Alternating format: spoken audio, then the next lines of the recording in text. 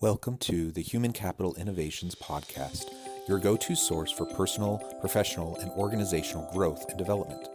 We hope you tune in often for all things people management, organizational development and change, organizational leadership, and social impact related. Maximize your personal and organizational potential with Human Capital Innovations Podcast.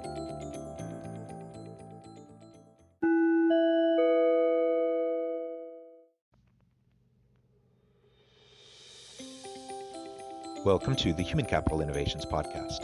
In this HCI podcast episode, I talk with Mark Flickinger about a return to work for remote, hybrid, or fully in-person teams.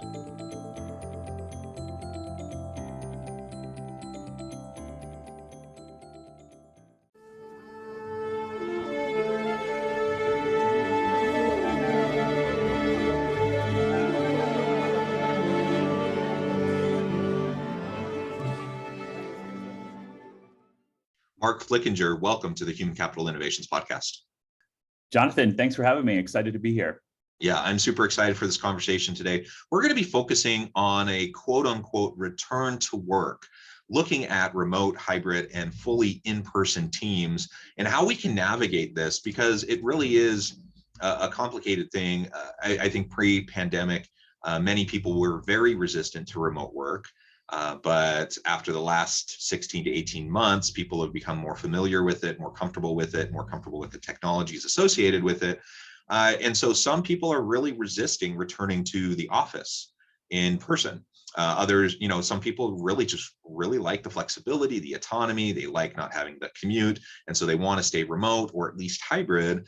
Whereas many organizations, many leaders are wanting their people to come back. And of course, there's pros and cons to each approach. So we'll explore this a bit together today. As we get started, I wanted to share Mark's bio with everybody. Mark Flickinger is general partner and COO at Panoramic Ventures, a venture capital firm based in Atlanta that takes a wider view approach to investing by targeting the Southeast and Midwest and placing a focus on diverse founders and university startups. Panoramic opens new doors for often overlooked founders, giving more entrepreneurs access to capital to build leading tech companies. The firm also hosts Startup Showdown, a monthly series of pitch competitions open to early stage software and tech-enabled service businesses.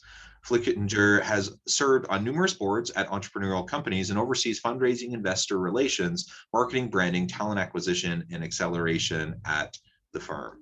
His academic background includes a bachelor's degree from Princeton University and an MBA from the University of North Carolina Kenan Flagler Business School. Starting as an undergraduate, Flickinger also spent a decade competing as a member of the U.S. national rowing team.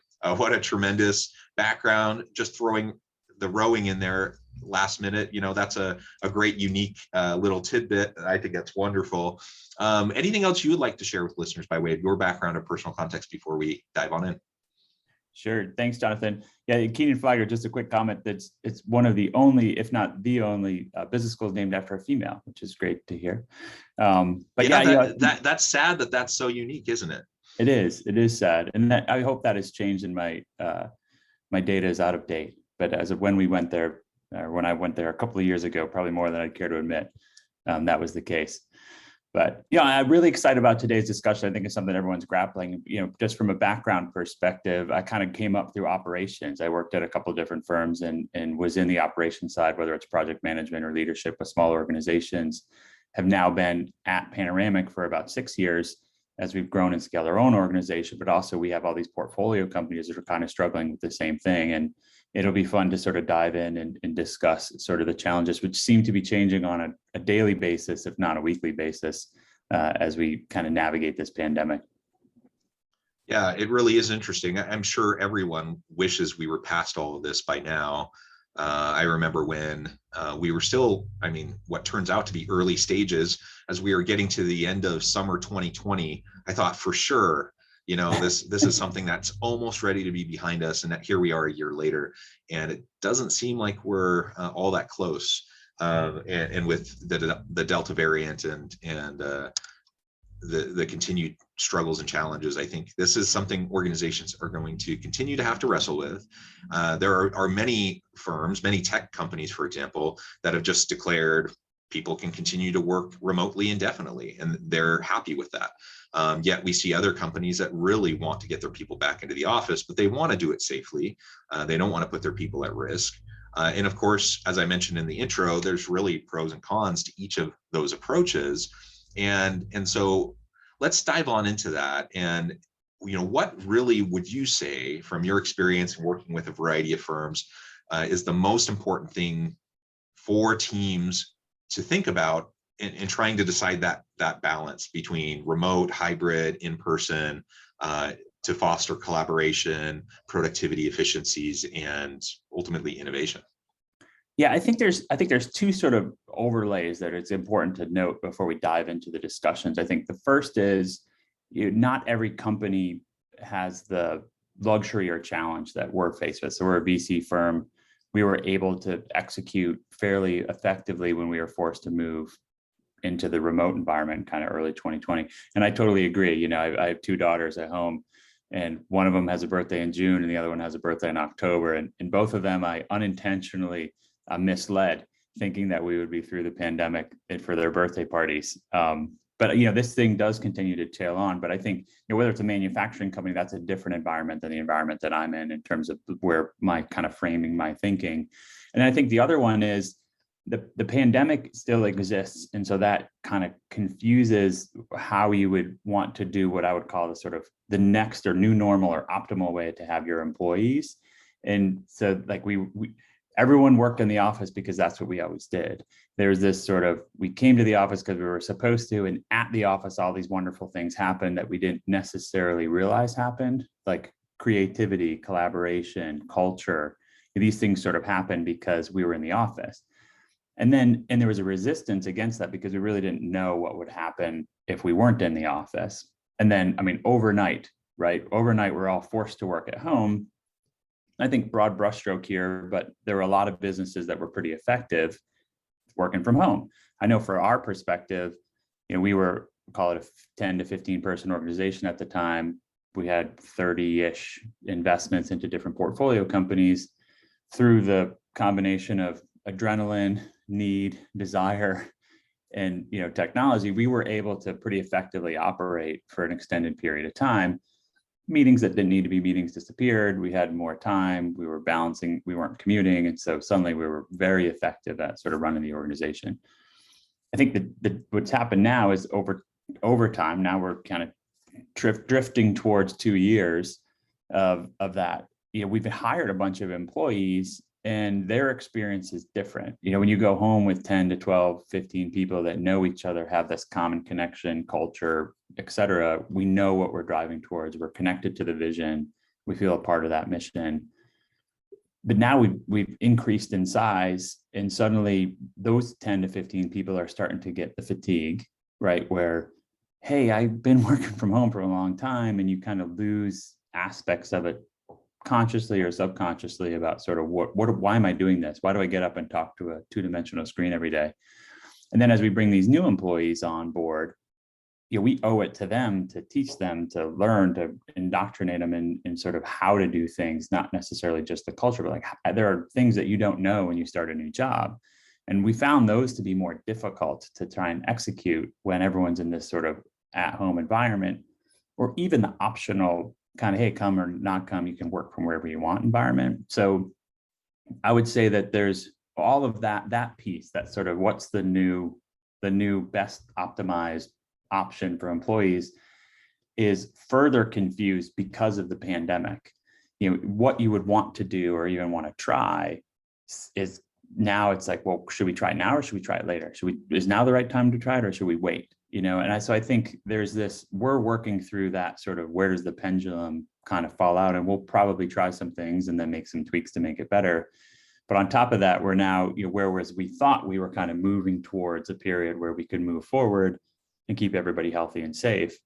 Now we're sort of second guessing ourselves. It's a little bit different because there's the vaccine, but you don't want to put anyone in harm's way, because that certainly is counter to being effective employees in a great organization. Well, at the same time, we want to make sure that no one leaves just because they don't feel connected to what we're trying to do. Yeah, you raised some really important points there, and I think we often focus when talking about this topic. I've heard many people focus really on culture, and culture is super important. And doing culture well in an organization where people are like physically together is hard enough. Doing it well when people aren't together poses all new challenges. But you raised another issue, and that is what happens when you've gone remote and now all of a sudden you're hiring people that have never worked together. It's one thing for people who have worked together, who know each other, who are comfortable with each other, to then all of a sudden transition to remote work or hybrid work.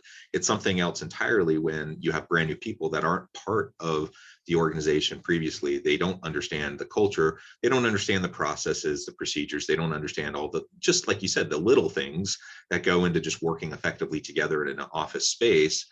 And now they're trying to feel a connection to culture, but a genuine connection to just people, right? A connection to their colleagues. And that speaks to the importance of onboarding. And have we been doing onboarding effectively during the pandemic? Personally, I think most organizations don't do very well with onboarding anyways, but I think in general, but I think during the pandemic, it's been even more of a challenge for sure. And so there are people, and people in this labor market, employees have options, right? They can go lots of places, especially those in technical fields and STEM fields.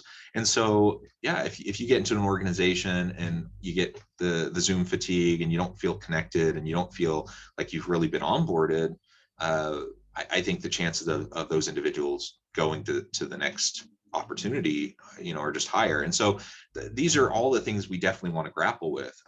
So balancing that need and the collaborative needs, the innovative needs of bringing people together with the health needs, as well as just the cost efficiencies, the time efficiencies associated with virtual work. How would you try to strike that balance for your business going forward, and any suggestions for other companies and people listening who are leaders in other organizations trying to grapple with that, recognizing, as you said, with the caveat that of course every organization is unique, and ultimately there's no one size fits all here. Everyone has to grapple with this and figure out what they want to do for their organization. Yeah, we're moving into some multivariable calculus with all these different puts and takes on what we're trying to do. I think the role of the leader has changed a little bit in terms of how you communicate to your organization. And whereas before you could model behavior and it would be absorbed in the occasional meeting, people would absorb sort of how things happen. I think we all have a role now to be really overt about expectations and the why. I know from our organization, I personally think there's value in this sort of what's currently called the hybrid model, which I think will become just the way that you work in the future. But I think there's value in being able to, we all have some combination of strategic vision. I need to be in an environment, a group environment to work together and connect things. And then we all have just work that needs to get done. That's more of an individual endeavor. And, I'll use my own experience. I would prefer to be home on the days when I'm going to be doing mostly those types of work because I'm uninterrupted. I can really focus. I can get a lot of things done. But at the same time, I think there's a role and a responsibility to be connected with the organization and be in the office so people can ask me questions that I haven't thought needed to be asked, because we haven't communicated something the way it needs to be communicated. So I think there's this sort of role of how you work and when you work, and we can come back to that in a second, but also the overt communication. I think a mistake that leaders will make now and when in this sort of rush to do something, whether that's, hey, we're scared of the potential for illness, scared is too strong a word, but we're aware of the potential for illness, so therefore everyone stay home, or we need everybody back in the office, and there's a whole host of reasons behind that. But I think people forget the why. Before we could just say, hey, come to the office because that's what everyone does. And I think particularly in this labor market, that is, as you mentioned, if you're looking for a job, it's a great market to be in. We have to tell people why. We're not just saying come back to the office because that's what we used to do. There's value to the organization for you to come back in the office. Let me articulate what that value is. There's value to you as an individual contributor in your own professional career. Whether you stay with us for the rest of your life or you move on to something else, you coming into the office is valuable to you, because let me tell you what you're going to get out of being in the office. And then I think the conversation moves from hey, you're coming into the office because I told you to, and you may or may not like that. But, oh, I get it. I see the why I should come into the office. I see how that helps me. I see how that helps the organization. It reduces some frictions. And you're giving me the opportunity to still kind of be in this hybrid environment as I did. I mean, we allowed people voluntarily to come back really early. We're a small organization, and so we were able to do that. We had our own protocol of sort of, if you come into the office X, Y, or Z, that was launched back in 2020. But a lot of people wanted to come back because they started to set their meetings up so that if they're in the office, even if they're in an environment where they're spaced out in a big room and no one's close to each other because of social distancing, it was better to be in the same location to have those meetings. And then, as I said before, go do those other stuff on their own. And so it almost organically happened. But I think as a leader, we missed the opportunity to overtly communicate this value of creativity, collaboration, culture, mission, vision, these kind of big words that people use a lot, and why it's good for the organization and good for them to be back in the office.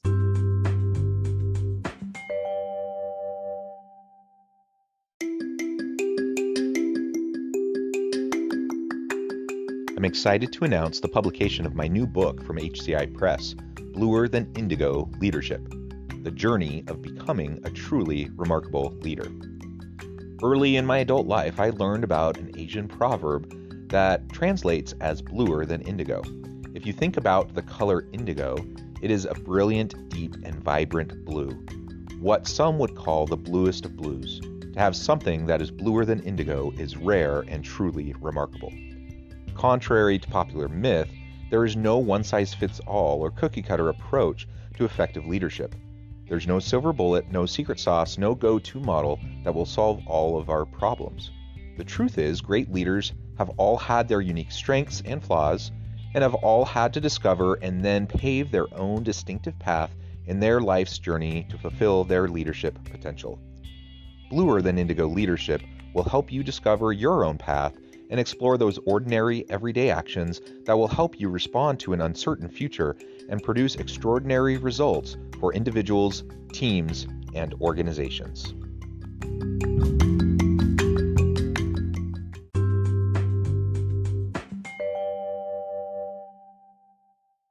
Yeah, I think that is so important. And really connecting back to the why is something we should always be doing as leaders. It's so often, it's just easier. It seems faster to just tell someone to do something. And if I have to take the time to explain the why, then I just feel like I'm continuing to just churn stuff when I just want to hand something off, have someone else do it, and just have them do it, right? But the why is really, really important. It's a key to real delegation.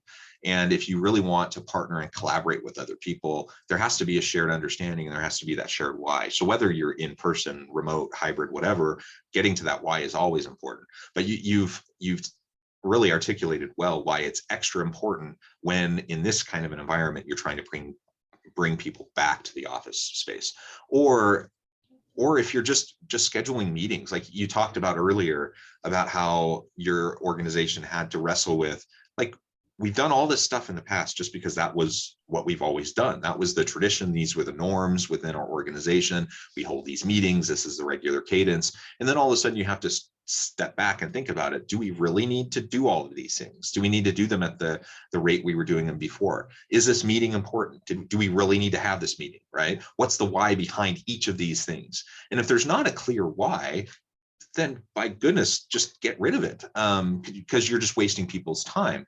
And I've seen that in many organizations who have pivoted well and adjusted well in this current climate.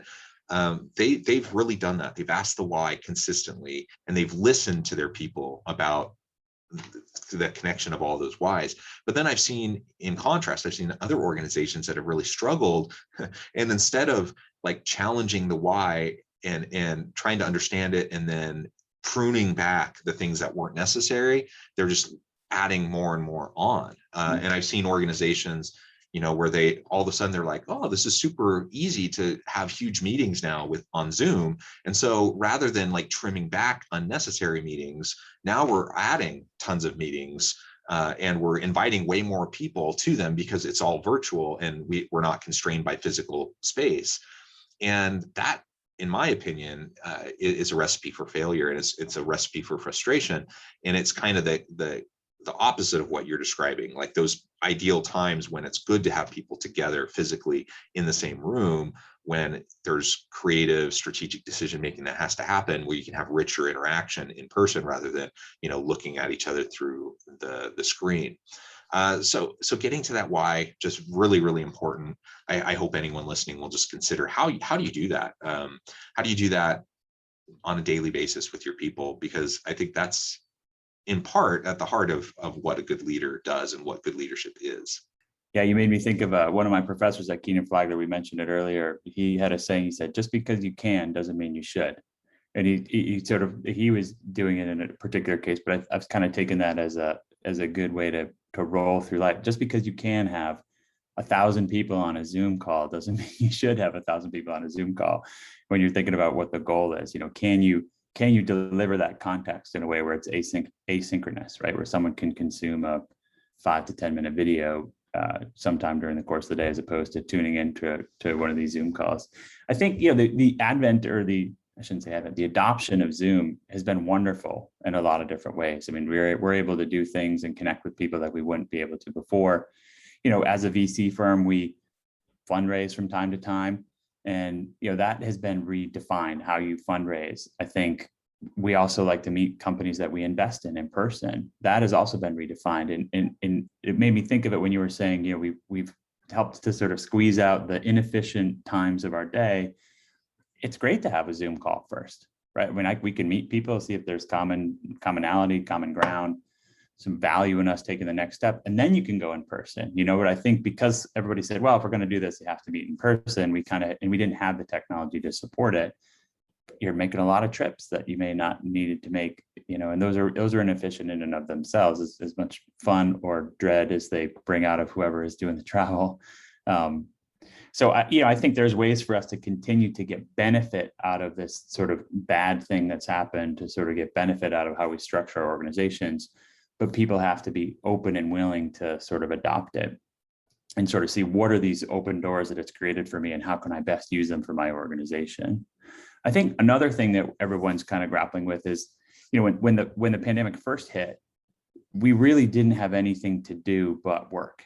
If you were able to move your work home and take your work home, it kind of became a sort of a little bit sick friend, because you always could find someone to do work with, and we could work around the clock. There's this sort of adrenaline aspect of, I've never lived through a pandemic before.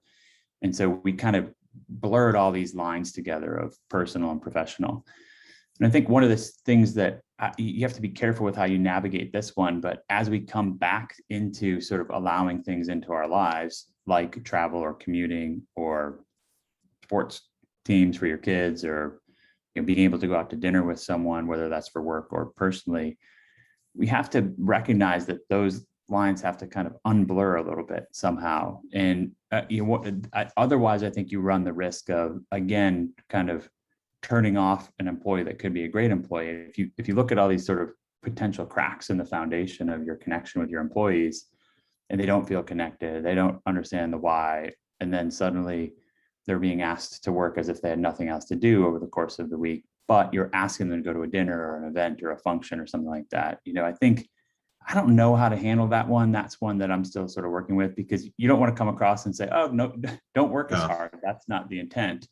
But it is a different environment where there's sort of untethered, there's sort of no bounds. And now the ask, whether it's professional or personal, is kind of putting back in these in-person events, and that in and of itself uses up time, and therefore there's less hours in the week to do other stuff. And you'd hate to burn out one of your employees that was a superstar through the kind of 18 months we've been through thus far, just because you didn't recognize that expectations continue to change.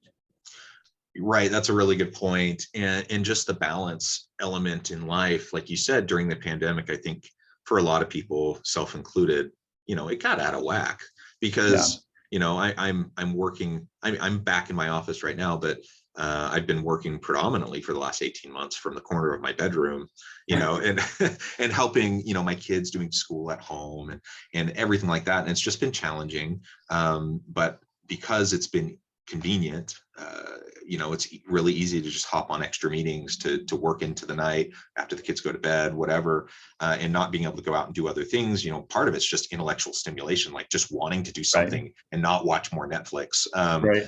But at some point, where there are these other activities that open back up and you're able to do it, I want to be able to spend the time with my kids doing the things we used to do. I don't want to be working, as much as perhaps I had been working this past 18 months. And so just, you said something really important, and that is just recognizing and acknowledging that people do have lives outside of work.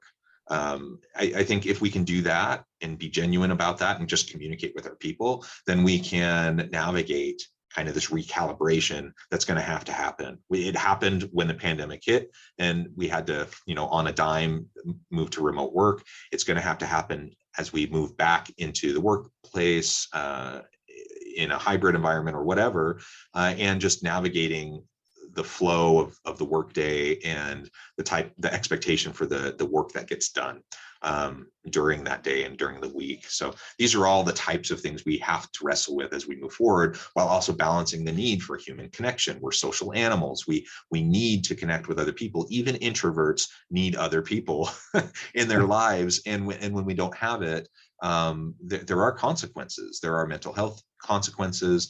There's productivity consequences.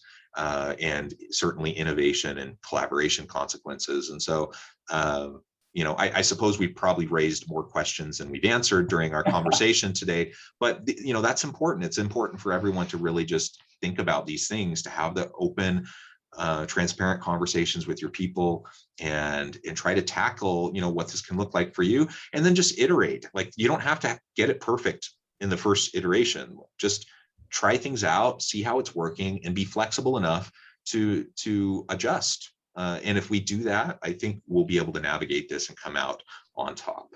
Well, Mark, it has been a real pleasure talking with you today. I'm conscious of the time, and I recognize our time is almost over. But before we close, I wanted to give you a chance to share with listeners how they can get connected with you, find out more about your work, your organization, and then give us the final word on the topic. Great. Thanks, John. I really enjoyed the conversation. You can get in touch with me on Twitter, on LinkedIn. We also have Panoramic Panoramic.vc is our website for Panoramic Ventures. And then we have another one named startupshowdown.vc. And the reason I bring those up are, you mentioned when we kicked this off, this monthly pitch competition that we have called Startup Showdown. Those happen every month. They're free for anyone to participate. Every month we bring a new group of finalists. They're doing innovative, exciting new things. Think Shark Tank in sort of an unproduced real life way, where the winner each time we have a panel of guest judges we do invest in. So anyone who is interested in participating, either as an entrepreneur that wants to apply or just to watch, go to startupshowdown.vc and you can check it out. And then same thing from a Panoramic Ventures perspective. You mentioned earlier sort of our mission and vision and what we're trying to do. We really want to be accessible. So there's ways on our website that anyone can connect with us, depending on what your interest is in coordinating with Panoramic. And I think final word on the comment or on the topic for today is, I mean, you kind of said it there, but I'll just reiterate. I think that there's an opportunity. Wouldn't wish the pandemic on anyone. And certainly there's been a lot of heartache and loss. I think if we're trying to go silver lining on it, and perhaps that's too soon, but I do think if we're open to it and we navigate this in the right way, we will end up in a better place in terms of a work environment where we will have happier, more efficient and more productive companies, employees, et cetera, because we've been forced to use all these things that kind of were sitting around on the sideline. We never took the time to adopt. And if we do it the right way, and as you said, we try something, we iterate, we move forward, I think we'll get to a place where we have the hybrid model, sort of the new optimum, how we optimize the organization going forward. And then it's not going to be a straight line. Overnight we had to swing the pendulum kind of 180 degrees in the other direction. And now we're navigating sort of, okay, well, what do we want to take back? What do we not want to take back? And all this comes down to communication to get to what I think will be a better place than we were able to have before we were forced to try something new. Yeah, amen. I think that's well said. I really appreciate your time. I appreciate all of your insights that you've shared today. I encourage listeners to reach out, to get connected, to check out what you and your organization can do for them. Check out the pitch competition. I think that's just so cool that anyone can watch. And it is a bit different when you're watching a real live pitch session as opposed to watching Shark Tank. Yeah. And so you might find it useful. Thank you, Mark. It has been a pleasure. Again, I encourage people to reach out, get connected. And as always, I hope everyone can stay healthy and safe, that you can find meaning and purpose at work each and every day. And I hope you have a great week.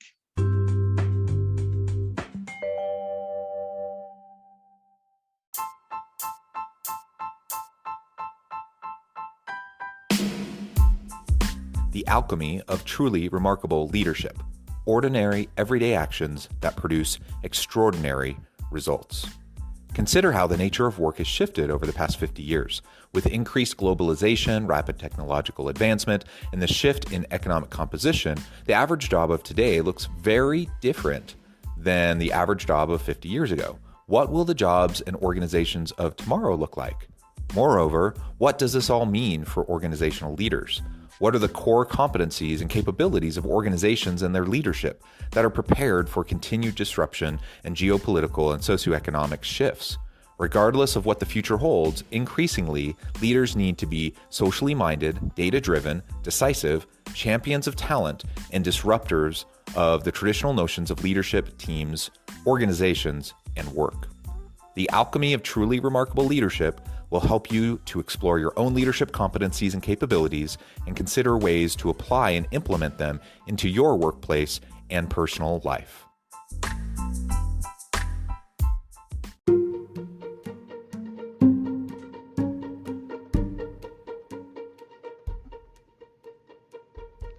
Check out Human Capital Innovations magazine, Human Capital Leadership. Human Capital Leadership is a free, interactive e-magazine with the mission to help individuals, leaders, and organizations find innovative approaches to maximize their human capital potential. We publish issues quarterly in August, November, February, and May. Take a look at the latest issue and let us know what you think.